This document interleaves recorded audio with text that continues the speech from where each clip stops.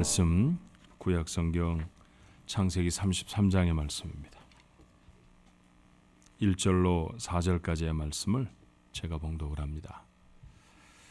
야곱이 눈을 들어보니 에서가 400명의 장정을 거느리고 오고 있는지라 그의 자식들을 나누어 레아와 라헬과 두 여종에게 맡기고 여종들과 그들의 자식들은 앞에 두고 레아와 그의 자식들은 다음에 두고 라헬과 요셉은 뒤에 두고 자기는 그들 앞에서 나아가되 몸을 7번 땅에 굽히며 그의 형 에서에게 가까이 가니 에서가 달려와서 그를 맞이하여 안고 목을 어긋 맞추어 그와 입 맞추고 서로 우니라.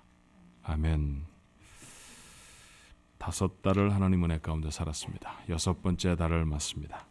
첫 번째 주일 우리 함께 나누는 대로 교회 사명선언 우리 함께 마음에 한번 담을까요? 자, 여러분 가지신 주보에 맨 뒷장에도 있고요. 또 앞에 스크린에도 올라와 있습니다. 같이 한번 나눕니다. 상항 중앙장로교회는 하나님의 영광을 위하여 하나님께 예배를 드리며 사랑으로 교제하며 예수님의 제자가 되어 삶으로 복음을 전파하는 하나님의 백성입니다. 아멘. 자, 여러분들하고 같이 한번 인사하십시다. 함께 같은 교회 섬기게 돼서 정말 감사합니다. 인사할까요? 예, 함께 같은 교회 다니게 돼서 너무 감사합니다.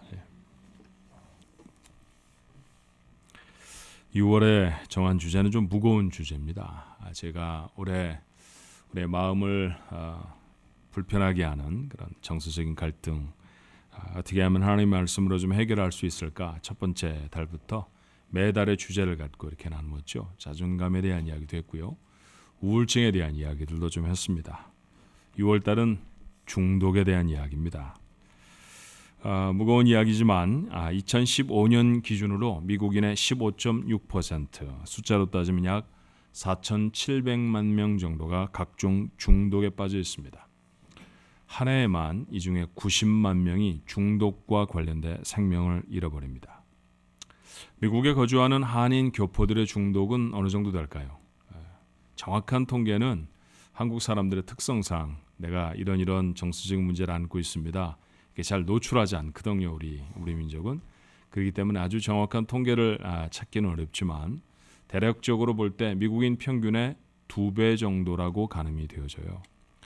좀 높은 이유가 뭘까요? 이민자로 살아가면서 다양한 한계들, 어려움들을 만나기 때문에 그것이 스트레스가 되어져서 중독에 빠지는 요인이 되기 때문입니다.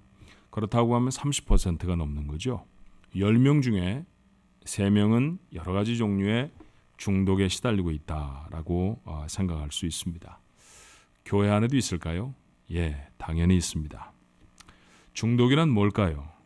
무엇인가 의존되어져서 정서적으로 의존되어져서 정상적인 삶을 살아내지 못하는 것, 그것을 가리켜 중독이라고 말합니다. 중독에는 여러 가지가 나타날 수 있는데 여러분이 가장 잘 아시는 중독이 뭐냐 하면 마약 중독이죠. 그렇죠? 성에 대해 중독이 된 분들도 있습니다. 인터넷에 중독된 것, 현대인에게 보편적인 문제 중에 하나이죠. 알코올이나 또는 흡연에 중독되어 있는 분들도 계십니다. 도박에 중독되어 있는 분들이 얼마나 심각한지 아시죠?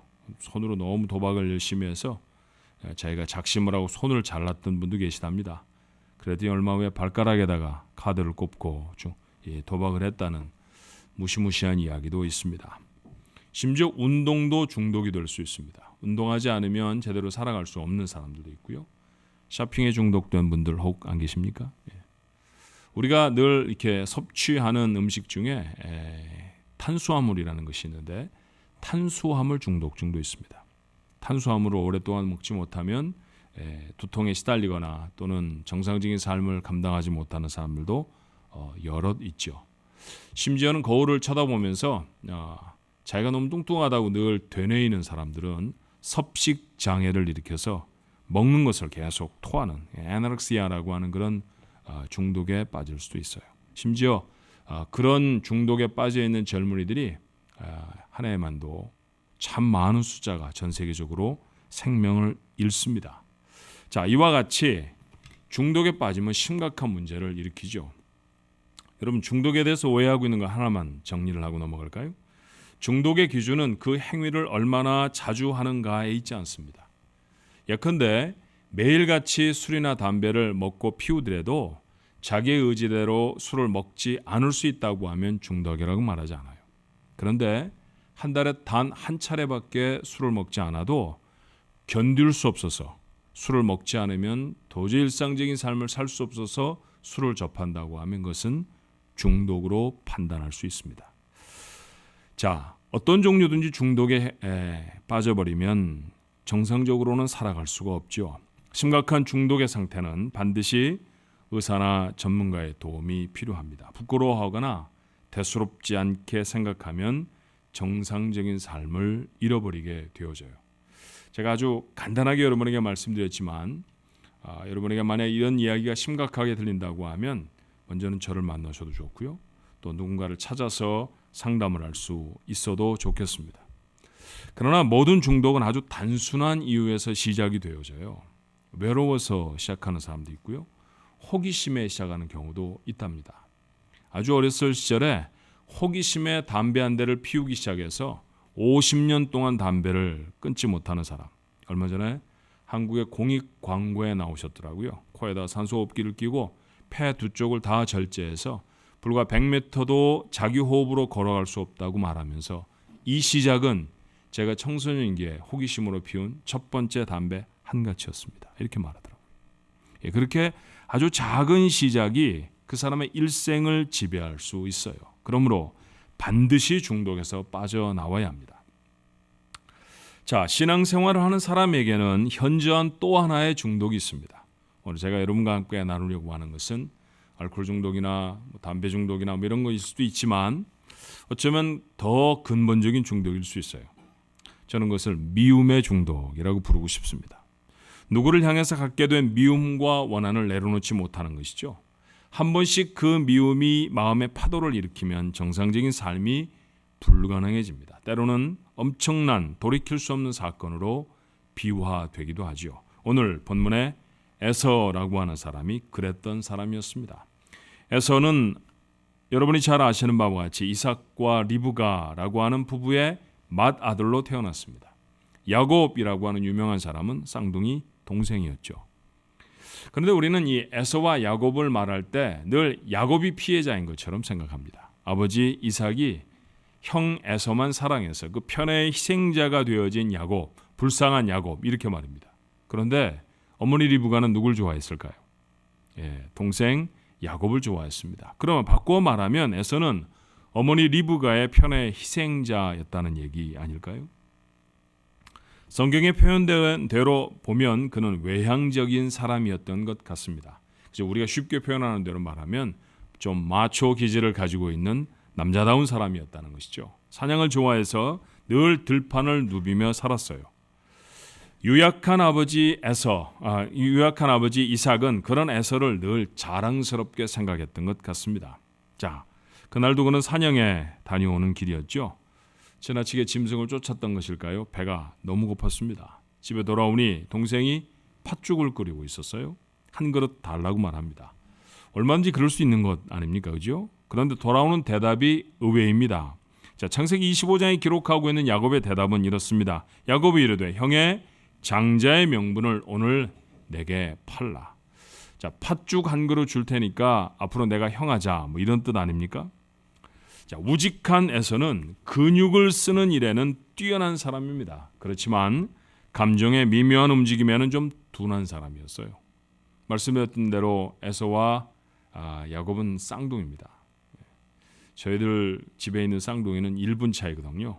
큰아이는 얼마나 차이가 나냐고 물으면 꼭 1분 차이라고 just 1 minute 이렇게 말합니다. 앞에 just가 빠지는 적이 거의 없어요. 딱 1분밖에 차이가 나지 않습니다. 라고 하는 동생이 말할 때. 근데 형이 이제 언니가 말할 때는 60 second. 1 minute과 60 second은 차이가 큰 것 같아요. 할 수 있는 대로 동생은 자기가 차이가 조금밖에 안 난다고 말하고 싶어 하는 거고 형은 차이가 많이 난다고 말하고 싶어 하는 거죠. 근데 이 친구들은 아예 형의 발뒤꿈치를 붙들고 나왔으니까 1 minute도 아닌 셈이죠. 자, 쌍둥이 사이에 그런 얘기를 이런 얘기일 수 있지 않았겠습니까? 그래서 에서는 아무렇지도 않게 야곱에게 장자의 권한을 넘깁니다. 그래, 네 말대로 네가 형해. 빨리 죽이나 한 그릇 달라니까 배고파 죽을 지경이야. 뭐 그 정도 얘기를 하고 죽을 한 그릇 얻어 먹었을 거예요. 왜 하필이면 그곳에서 그 시간에 동생은 음식을 만들고 있었는지, 왜 하필이면 그 음식이 냄새가 죽이는 팥죽이었는지, 장자의 명분을 달라는 동생의 가슴 속에 무엇이 있는지 에서는 그때는 잘 몰랐던 것 같습니다. 세월이 제법 흘렀죠. 아버지 이삭은 늙어서 눈도 잘 보이지 아니하는 상태가 됐습니다. 그런데 그 아버지가 에서를 불러서 사냥을 다녀오라고 청해요. 자신이 좋아하는 음식을 만들어 달라고 하셨습니다. 자, 그 음식을 드시고 자기를 축복하겠다는 전과는 사뭇 다른 비장한 분부였습니다. 감정이 아무리 무딘 에서라도 이것이 심각한 일이라는 사실을 알아채죠. 자기를 사랑해주는 아버지, 그가 어떤 음식을 좋아하시는지 모를 리가 없었습니다. 자, 정성을 다해서, 최선을 다해서 짐승을 잡았죠. 그리고 정성껏 음식을 만들었습니다.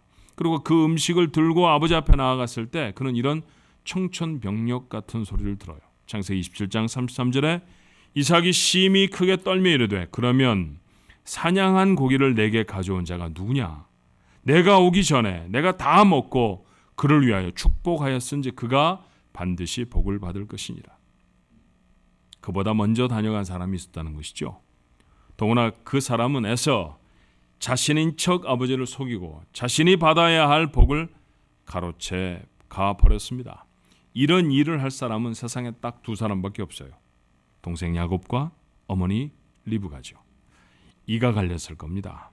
생각해보니 처음 있는 일도 아니었죠. 그는 비로소 그때 이렇게 회고를 해내요. 36절에 에서가 이르되 그의 이름을 야곱이라 함이 합당하지 아니하니까 그가 나를 속임이 이것이 두 번째니이다. 전에는 나의 장자의 명분을 빼앗고 이제는 내 복을 빼앗았나이다. 또 이르되 아버지께서 나를 위하여 빌복을 남기지 아니하셨나이까. 그러며 통곡을 합니다. 목소리를 높여서 울죠. 남자 중에 남자, 그 우직한 사람의 눈에서 굴러떨어지는 게 그냥 눈물이라고 표현하기엔 좀 부족해 보입니다. 어쩌면 분노의 피눈물이었을 거예요. 원한이 조각칼로 심장에 이렇게 새깁니다. 41절에 그의 아버지가 야곱에게 축복한 그 축복으로 말미암아 에서가 야곱을 미워하여 심중에 이르기를 아버지를 곡할 때가 가까웠은즉 내가 내 아우 야곱을 죽이리라 하였더니 죽여버릴 거야. 가슴에 새겨놓은 이야기죠. 이 원한이 너무 심각하다는 사실을 알고 어머니 리브가는 야곱을 자신의 친정집으로 도망을 시켰습니다. 그리고 20년이 지났어요. 동생이 돌아오고 있다는 소식이 어느 날 에서에게 전해집니다. 에서도 사실 그동안 많이 변했죠. 아내를 얻었고 자식을 낳았습니다. 아버지 이삭의 소유는 아버지의 축복과는 다르게 모두 에서의 차지가 되었습니다. 인근에 그보다 힘있고 부유한 사람은 없었어요. 그렇지만 변하지 않은 게 하나 있었습니다. 동생을 향한 원한이죠. 자다가도 벌떡 일어날 이름 야곱입니다. 그가 자기에게 한 일을 생각하면 피가 거꾸로 도는 것 같아요. 그것은 마치 어제 겪은 일처럼 생생합니다. 심장에 새겼던 말이 있지 않았습니까? 죽여버릴 거야. 그런데 드디어 기회가 왔습니다. 400명의 사람에게 칼을 쳐봤죠. 말을 타고 달려나갑니다. 중간에 야곱이 보낸 선물을 만나요. 엄청난 선물이었습니다. 숫자를 헤어보니 580마리나 되는 짐승이었습니다. 그런데 눈에도 들어오지 않아요. 분노의 마음을 빼앗겨 버린 사람은 다른 것을 생각할 여유가 없습니다. 이처럼 분노는 그 어떤 중독보다도 심각하게 사람을 정상에서 이탈시켜 버리는 것이죠. 그런데 막상 달려온 에서는 칼을 뽑아서 동생을 겨누는 대신에 이렇게 했습니다. 본문 4절의 말씀에 에서가 달려와서 그를 맞이하여 안고 목을 어긋 맞추어 그와 입 맞추고 서로 울었다고 했습니다. 자, 이 장면만 두고 보면 보고 싶어서 견딜 수가 없었던 동생을 만나는 모습 아닙니까? 처음부터 그랬을까요? 그게 아니었다는 사실을 여러분 아시잖아요. 처음부터 이럴 계획은 절대로 아니었습니다. 그랬다면 애초에 400명의 장정들과 함께 달려나오지도 않았을 것이고요. 동생이 보낸 그 많은 선물에 감사의 말 한마디쯤은 있어야 맞습니다. 근데 그런 말이 한마디도 없잖아요. 그는 분명히 분노에 사로잡혀서 달려왔었습니다. 그런데 동생을 만나고 안아버렸죠. 용서를 했다는 얘기입니다. 수십 년 세월의 분노, 또 누군가에게는 미안함을 두 형제는 눈물로 녹여서 흘려보냅니다. 자, 여기까지 이야기를 하고 여러분에게 질문 하나를 해보고 싶어요. 이 장면에서 가장 큰 복을 받은 사람은 누굴까요? 정말로 감격하고 정말로 감사해야 하는 사람은 누구일 것 같습니까? 죽을 뻔했다가 살아난 야곱이라고 생각하시죠? 근데 전 그런 것 같지 않아요. 도리어 분노를 용서로 녹여내고 더 이상 미움의 노예가 되지 않은 에서, 그야말로 이 장면의 승리자인 것처럼 보입니다. 에서는 그날 이후로 미움의 감정에서 자유해졌어요. 잠도 잘 잤을 것입니다. 밥도 잘 먹었겠죠. 이를 뽀드득 갈지도 않았을 것입니다. 그러니 치과를 방문할 일도 없었겠네요. 아버지 집을 동생 야곱에게 깨끗하게 넘기고 그를 떠날 수도 있었습니다. 조금 지난 이야기입니다만 창세기 36장 6절은 그의 결단이 이렇게 적어요. 에서가 자기 아내들과 자기 자녀들과 자기 집의 모든 사람과 자기의 가축과 자기의 모든 짐승과 자기가 가나안 땅에서 모은 모든 재물을 이끌고 그의 동생 야곱을 떠나 다른 곳으로 갔다라고 말합니다. 집으로 돌아온 야곱을 떠났다고 말하면 이제는 에서가 집을 떠났다는 이야기죠. 그렇게 동생을 떠나도 억울할 게 조금도 없었습니다. 아버지가 가진 모든 것을, 아버지의 축복을 모두 다 동생에게 넘겨주어도 아무렇지도 않았습니다. 자유를 얻은 사람의 모습이죠. 이렇게 살아야 하지 않습니까? 언제까지나 누군가가 미워서 이를 뽀드득 갈며 살아갈 수는 없잖아요. 그리고 그런 미움이 한 번쯤 마음속에 들어오면 정상적인 다른 일들은 다 팽개치고 아무것도 못하는 정상을 벗어난 모습으로 그렇게 살아서는 안 되지 않겠습니까? 자, 어떻게 이런 자유를 누릴 수 있을까요? 더 함축해 말하면 어떻게 내게 무엇인가를 잘못한 누군가를 용서할 수 있을까요?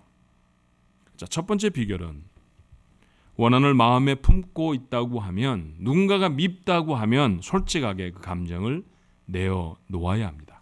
숨기지 말자는 얘기죠.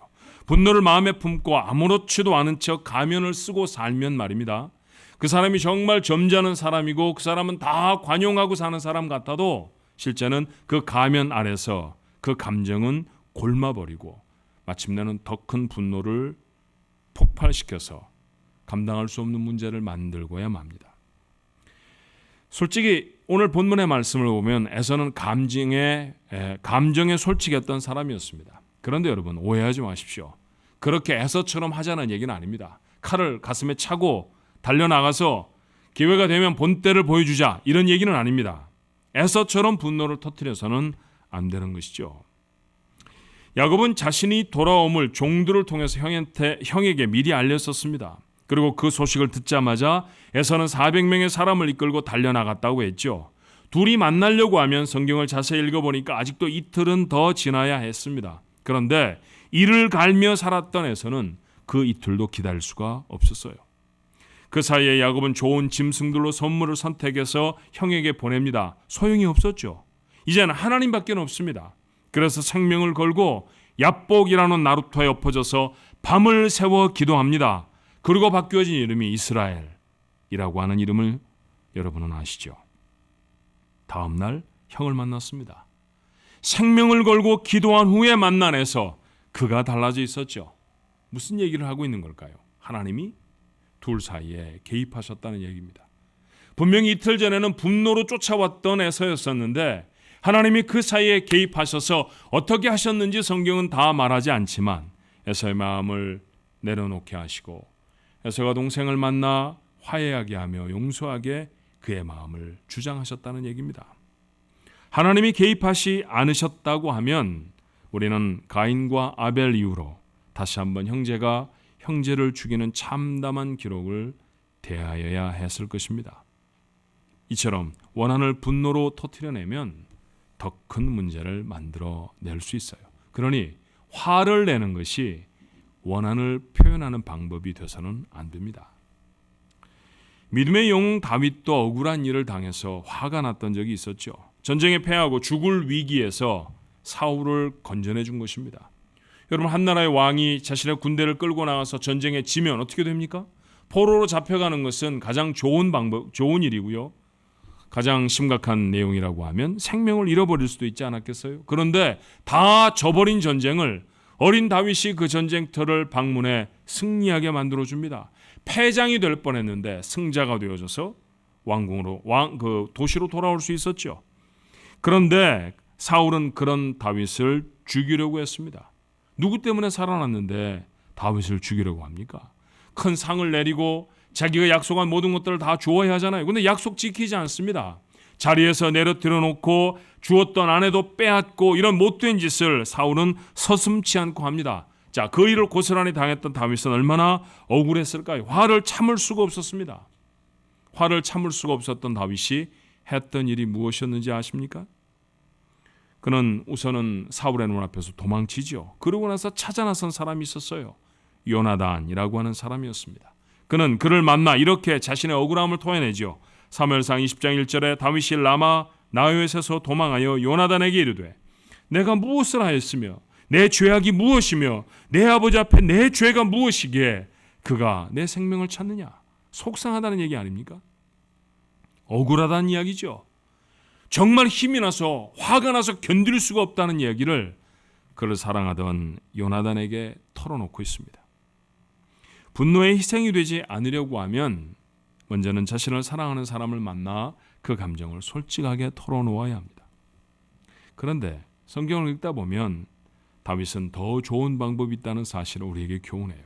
자, 시편 109편은 다윗의 시입니다. 부제가 아예 다윗의 시라고 적혀 있으니까 다윗이 지은 줄로 우리가 알죠. 자, 그 시편 중에 일부분을 읽으면 이래요. 여러분 한번 들어보세요. 그들이 악으로 나의 선을 갚으며 미워함으로 나의 사랑을 갚아싸우니 악인이 그를 다스리게 하시며 사탄이 그의 오른쪽에 서게 하소서. 그가 심판을 받을 때에 죄인이 되어 나오게 하시며 그의 기도가 죄로 변하게 하시며 그의 연수를 짧게 하시며 그의 직분을 타인이 빼앗게 하시며 그의 자녀는 고아가 되고 그의 아내는 과부가 되며 그의 자녀들은 유리하며 구걸하고 그들의 황폐한 집을 떠나 빌어먹게 하소서. 고리 대금을 하는 자가 그의 소유를 다 빼앗게 하시며 그가 수고한 것을 낯선 사람이 탈취하게 하시며 그에게 인애를 베풀 자가 없게 하시며 그의 고아에게 은혜를 베풀 자도 없게 하시며 그의 자손이 끊어지게 하시며 후대에 그들의 이름이 지워지게 하소서. 아멘을 합창할까요? 말씀드렸던 것처럼 이것은 다윗의 기도입니다. 더 놀라운 것은 성전에 올라가는 찬송 이렇게 부제가 붙어 있습니다. 아니, 이게 어떻게 찬송일 수 있을까요? 이게 어떻게 기도일 수 있을까요? 많은 분들은 아마 그렇게 말할지 몰라요. 어떻게 기도를 이렇게 합니까? 예, 이렇게 기도할 수 있습니다. 아니, 이렇게 기도해야 합니다. 난 이런 다윗의 요청이 정당해서 성경이 이 기도를 기록하고 있는 것은 아니라고 생각해요. 자, 이렇게 기도해라. 누군가가 너에게 원수가 되어졌으면 그 망하라고, 생명도 다 누리지 못하고 살으라고, 그 사람의 자녀들은 다 과부가 되고 고아가 돼서 그래 길바닥을 헤매고 다니는 사람이 되게 해달라고 그렇게 기도해라. 그럼 내가 응답해 줄게. 하나님 그런 말씀으로 이렇게 이 기도를 기록해 놓으신 것은 아닐 것입니다. 왜 이런 다윗의 기도가 기록되어 있을까요? 이렇게 솔직하게 하나님께 자신의 감정을 털어내 놓을 필요가 있다라는 것이죠. 용서하지도 않으면서, 용서가 되지도 않았으면서 하나님 앞에 제가 다 용서합니다, 그에게 복을 내리소서, 이런 가면 벗어버리라는 얘기 허가 아닐까요? 하나님은 모르시는 게 없잖아요. 우리가 아무리 숲을 속에 숨어 있더라도 우리가 어디에 숨어 있는지 아시는 분이 하나님 아니십니까? 무엇을 입고 있더라도 그 속에 감추어진 마음을 하나님이 모르실 리가 없습니다. 그러니 화가 나면 화가 난다고 하나님 앞에 얘기해라 라는 얘기죠. 분노하면 분노에 있다고 얘기하라는 얘기입니다. 그것이 우리의 삶의 치료의 시작이 되기 때문이죠. 사랑하는 조항가족 여러분, 때때로 화가 나서 견딜 수가 없기도 하죠. 왼수 같은 남편 때문에 그럴 수도 있고요. 그래서 정말 마음에 꼭 드는 영화 제목 생각나잖아요. 적과의 동침 뭐 이런 거 말이에요. 어떻게 저 인간하고 30년을 살았나 이런 생각하시는 아내들 많습니다. 아시나요? 남편들도 그렇게 생각하고 있답니다. 도대체 무슨 관계로들 사십니까? 시어머니가 너무너무 좋은 분 한번 손 들어보실래요? 나는 장모님 때문에 오늘까지 살아왔다라는 분은요. 정말 힘든 관계들이 우리 속에 참 많습니다. 눈에 넣어도 아프지 않은 형제가 있으십니까? 그런 건 없습니다. 그런 건 없어요. 정말 힘들게 합니다. 시간이 지나며 내가 어렸을 때 저 아이에게 어떻게 해줬는데 저것이 이런 동생들 참 많습니다. 그렇죠? 키워내고 학비 대주고 그랬는데 지금은 지가 큰 것처럼 큰 소리 펑펑 치는 동생들 많이들 갖고 계시지 않아요? 속이 상해요. 밉습니다. 다시는 안 봤으면 좋겠고요. 실제로 다시 안 보는 사람도 있습니다. 그런 분노를 마음에 감추고 여전히 좋은 집사 해야 되죠. 좋은 장로들 해야 되지 않습니까? 그러니까 다 용서하고 다 이해하고 다 받아들여 주는 사람처럼 점잖은 척 하나님 앞에 나아가 있습니다. 그가 아니라는 거죠. 그래서는 마음의 문제는 해결되지 않는다는 이야기죠. 그럼 어떡할까요? 마음에 칼을 차고 동생을 찾아 나서겠습니까? 남편하고 아내하고 한번 단판을 지어볼까요? 성경은 그렇게 하는 것이 옳다고 한 번도 우리에게 가르쳐주지 않습니다. 오늘 다윗이 우리에게 교훈하는 바가 뭘까요? 만약에 우리의 마음에 분노로 부글부글 끓어오른다고 하면 믿을 만한 사람을 찾아 나서십시오. 여러분을 깊이 사랑해주는 사람, 여러분의 늘 서포터가 되어줄 수 있는 사람, 그 사람에게 나아가서 여러분의 마음을 다 쏟아내 놓으십시오. 가족이 될 수 있으면 참 좋겠습니다. 친구가 되면은 좋겠죠. 목장 식구들이 이런 믿을 만한 관계가 될 수만 있다고 하면 우리 교회는 좋은 교회일 것입니다. 그런 사람들이 없지 않습니다. 다윗에게만 요나단이 있는 것은 아니에요. 눈을 들어서 여러분 곁에 계신 요나단을 찾으십시오. 그리고 그에게 나아가 자신의 마음을 다 쏟아내놓는 것이죠. 그러나 세상에서 하나님보다 더 믿을 만한 분은 안 계십니다. 세상에 어떤 친구가 하나님보다 좋겠어요? 세상에 어떤 남편이 하나님보다 좋겠습니까? 그러니 그분께 나아가서 솔직하게 여러분의 아픔을 좀 털어놓으십시오. 이미 알고들 계시잖아요. 하나님은 내 아버지이십니다. 두 번째, 기억해야 할 것이 있어요. 이것 잊어버리면 안 됩니다. 원수는 내가 갚는 게 아니에요. 하나님이 갚으십니다. 성경은 우리 이렇게 가르쳐요. 로마서 12장 19절에 내 사랑하는 자들아 너희가 친히 원수를 갚지 말고 하나님의 진노하심에 맡기라. 기록되었으되 원수 갚는 것이 내게 있으니 내가 갚으리라고 주께서 말씀하시느니라. 야곱은 형 에서를 속였습니다. 속인 사람이 피해자는 아니잖아요. 속임을 당한 사람이 피해자지. 그러니 에서가 피해자입니다. 그래서 에서는 마음에 분노를 갖게 되었습니다. 그렇게 에서에게 피해를 주었던 야곱은 그래서 잘 먹고 잘 살았나요? 아버지의 축복의 기도를 가로챘으니까 이후에 승승장구 정말 잘 나갔나요? 그렇지는 않았던 것 같습니다. 20년을 밧단 아람이라는 곳에 외삼촌이자 장인 라반의 수하에서 노예처럼 일해야 했습니다. 에서를 속이고 장자의 명분을 찾았죠.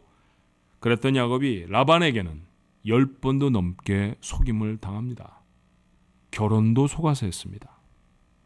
그렇게 재산을 모으고 그렇게 가족을 이루었는데 아내들은 투기를 하고 자식들은 서로 다툽니다. 전투 중인 가정이지요. 아들들이 세겜 사람들을 속이고 그들을 해쳐서 아예 죽음을 당할 뻔하기도 했습니다.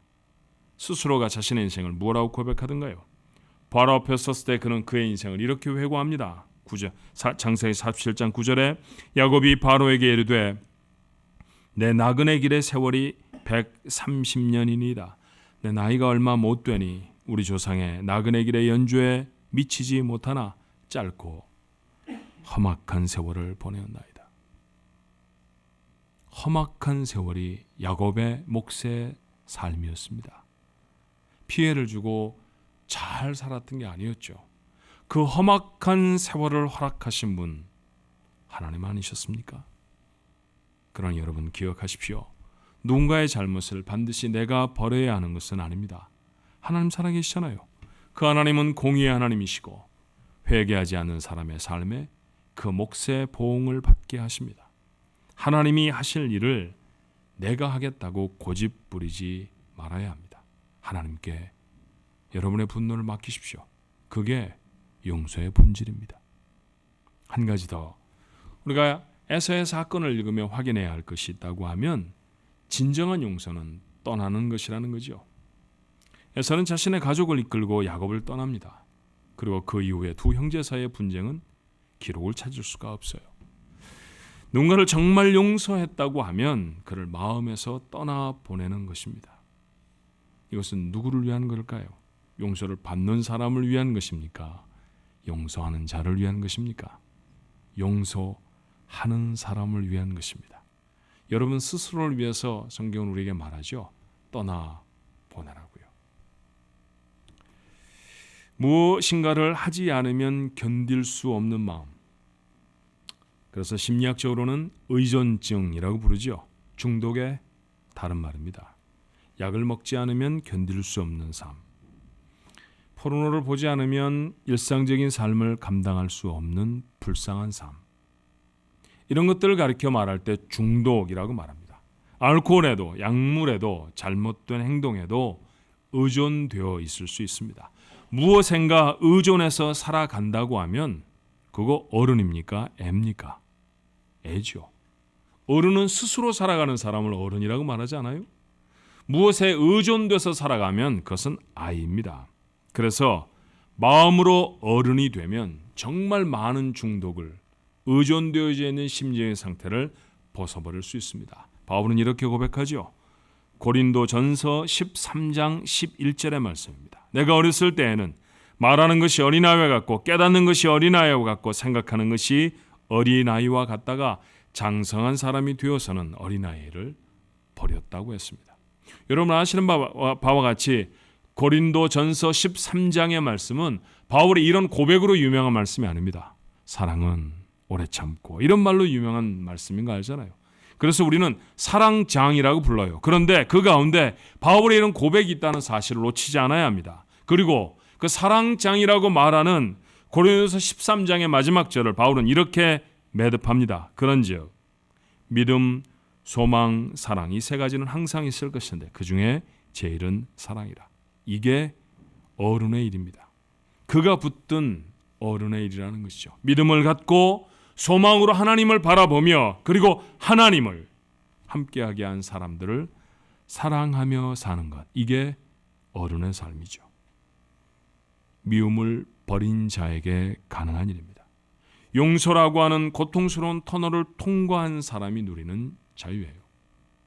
중독이라고 하는 것을 이야기를 시작하면서 제가 첫 번째로 미움에 대한 이야기를 내려놓자라고 드린 까닭이 여기에 있습니다. 사실은 분노와 원한을 용서로 극복해버리면요, 다른 중독은 이길 수 있습니다.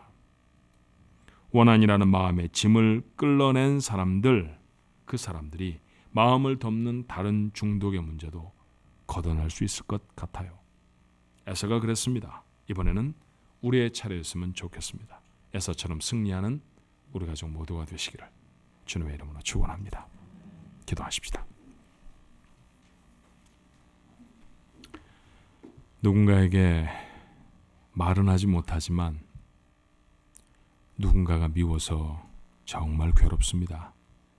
그가 저질렀던 일을 생각하면 밤에 잠이 오지를 않습니다. 간단하고 작은 행동, 말 그런 것이었던 것 같은데 가시가 되고 쓴뿌리가 되어 저희들의 마음에 또아리를 틀고 앉아 있습니다. 그 생각이 우리의 마음을 덮어버리면 정상적인 일을 하지를 못합니다. 내게 피해를 준 사람도 아닌데 벌컥벌컥 엉뚱한 사람에게 화를 내기도 하고, 그리고 손이 벌벌 떨려서 가슴이 울렁거려서 제대로 우리에게 주어진 일들을 잘하지 못할 때도 있습니다.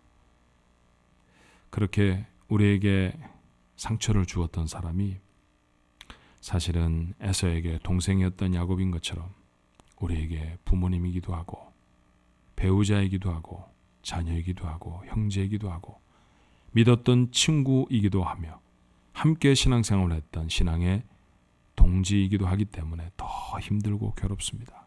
하나님, 에서가 그 어려운 문제를 동생 야곱을 만나 턱 풀어내냅니다. 얼마나 자유해지는지, 얼마나 멋있는지 그런 에서의 승리가 저희들 것이 됐으면 좋겠습니다. 하나님 앞에 우리의 마음을 정직하게 내어놓습니다.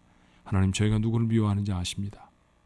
그 미움이 얼마나 뿌리가 깊은지도 아십니다.